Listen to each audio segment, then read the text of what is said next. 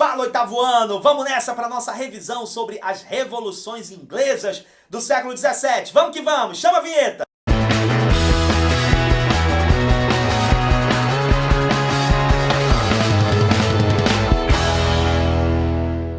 Muito bem, pessoal. A primeira pergunta sobre essa questão das revoluções inglesas vai nos questionar o seguinte.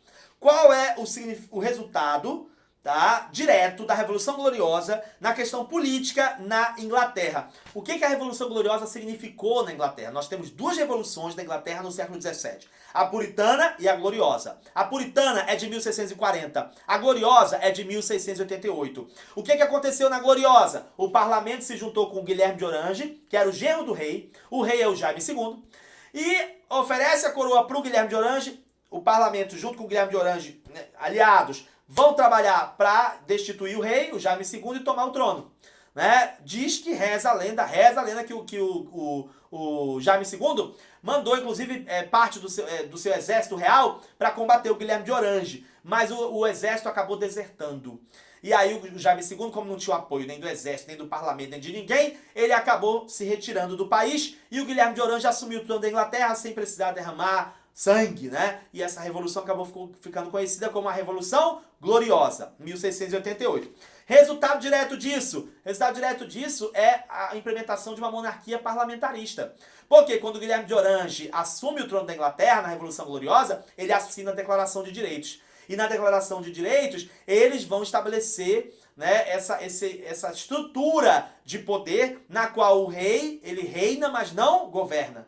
A Inglaterra vai ser uma monarquia parlamentarista. Então o parlamento é que vai ter força dentro dessa estrutura política e, consequentemente, nós teremos uma limitação do poder do rei a partir, como desdobramento da Revolução Gloriosa. A próxima diz: cite os três sistemas políticos da Inglaterra existentes antes, durante e depois das revoluções inglesas. Aí a gente tem que recuperar as revoluções inglesas, que é a puritana e a gloriosa.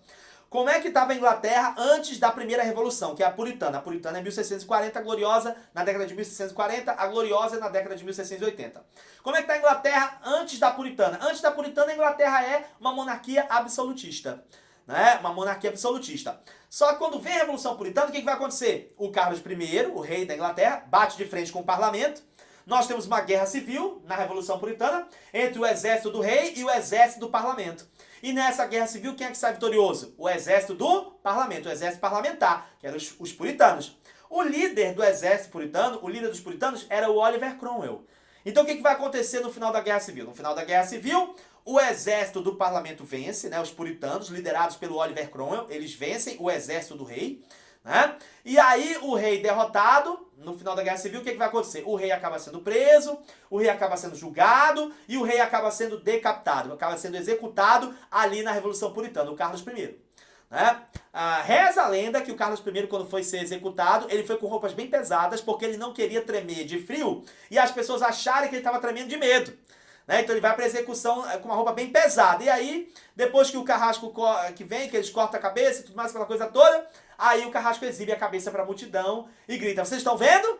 Vocês estão vendo? É vermelho! Quer dizer o quê? Quer dizer que o sangue dele era vermelho como todos nós temos o sangue vermelho. Ele não tinha sangue azul, coisa nenhuma, não era diferente de ninguém, coisa nenhuma. Mas ainda assim, no dia da decapitação, muita gente assistiu horrorizada, né, a execução do Carlos I, porque ainda tinha aquela visão de que o rei governa pela vontade de Deus, que o rei é um escolhido de Deus, e que o rei até tem poderes divinos. Muita gente, inclusive, mergulhou a sua roupa lá no sangue do Carlos I para levar para casa, achando que estava levando uma coisa sagrada para casa. Então tudo isso aconteceu na Revolução Puritana.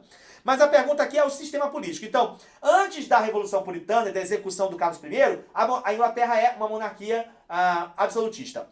Depois da Revolução Puritana, depois da Guerra Civil, Carlos I perde, é executado, aquela coisa toda. Quem assume o comando da Inglaterra? O Oliver Cromwell, líder do exército puritano. Nesse momento aí, a Inglaterra é uma república, mas é uma república passageira, tá? Nessa fase do Oliver Cromwell. O Oliver Cromwell morre, quem assume no lugar dele é o Ricardo Cromwell, filho dele, né? Mas o Ricardo Cromwell acaba não tendo a mesma sustentação política que o pai tinha e acaba sendo destituído pelo parlamento. Aí a partir daí o que o parlamento faz? O parlamento restaura a monarquia, tá? E a ideia na restauração da monarquia é já não ser uma monarquia absolutista, mas ser agora uma monarquia constitucional, parlamentarista, né, diferenciada daquele contexto antes da Revolução Puritana. Então, antes da Revolução, monarquia absolutista, durante a Revolução, república, e aí depois da morte do Oliver Cromwell, né, ainda nessa altura aí da faixa temporal da Revolução Puritana, uma monarquia constitucional, que vai se consolidar melhor já na Gloriosa, tá? Porque a gente vai ver que entre a Puritana e a Gloriosa, nós temos uma restauração da dinastia Stuart, né? E esses reis que vão governar vão tentar concentrar poderes novamente e restaurar o absolutismo na Inglaterra. Mas no fim das contas acabam não conseguindo, porque aí na Revolução Gloriosa cai de vez essa chance de restaurar o absolutismo, etc. Porque a partir da Revolução Gloriosa então nós temos aí a Declaração de Direitos, o Guilherme de Orange assume com poderes limitados e aí vai ser monarquia parlamentarista mesmo, né? Depois da Revolução Gloriosa. A próxima pergunta, qual a importância da Declaração de Direitos de 1689? Né? É essa questão da subordinação do rei ao parlamento. Certo? A Declaração de Direitos ela vai ser importantíssima nesse aspecto, nesse sentido, né? Porque ela vai ser um marco. Quando o Guilherme de Orange assina a Declaração de Direitos, ele está assinando a sentença de que ele não vai ser um rei absolutista na Inglaterra nesse momento.